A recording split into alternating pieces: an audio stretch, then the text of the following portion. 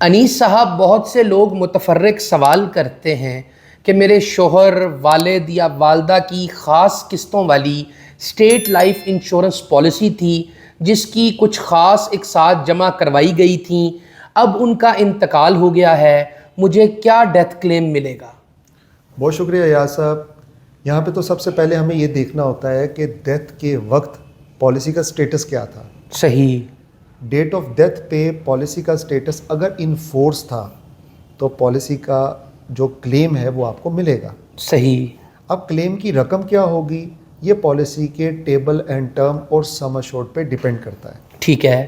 اب اگر بات کریں انڈومنٹ پلان کی، جو سب سے زیادہ فروخت ہونے والا منصوبہ ہے، اس کے تحت جو ادائیگی ہوتی ہے وہ سم ایشورڈ، یعنی کہ وہ رقم جو آپ کی فائل پہ درج ہوتی ہے، یعنی کہ اگر ہم اس کو آسان لفظوں میں کہیں تو یہ وہ رقم ہے جس کی انشورنس کی جاتی ہے. ٹھیک ہے. یہ آپ کی پالیسی کی دستاویز پہ آپ کو بآسانی نظر آ سکتی ہے، جیسے کہ اسکرین پہ آپ دیکھ سکتے ہیں. ٹھیک ہے. یہ رقم یا تو ڈیتھ کی صورت میں ادا کی جاتی ہے، اور اس کے ساتھ جتنے بونسز لگے ہوتے ہیں آپ کی پالیسی میں وہ بھی ادا کر دیے جاتے ہیں. صحیح. یا پھر میچورٹی پہ اگر پالیسی ہولڈر زندہ رہتا ہے تب بھی یہی سم ایشورڈ اور جتنے بونسز لگے ہوتے ہیں پوری مدت میں وہ میچورٹی کی اماؤنٹ کی صورت میں آپ کو ادا کر دیے جاتے ہیں. صحیح. اب ڈیتھ کے اوپر سب سے اہم چیز یہ ہوتی ہے کہ کتنے عرصے بعد ان کی ڈیتھ ہوئی ہے. ٹھیک ہے. اگر 10 سال سے زیادہ پالیسی چلی ہے اور اس کے بعد ڈیتھ ہوئی ہے تو کچھ اسپیشل بونسز بھی پالیسی میں شامل کیے جاتے ہیں، جیسے ٹرمینل بونس. صحیح.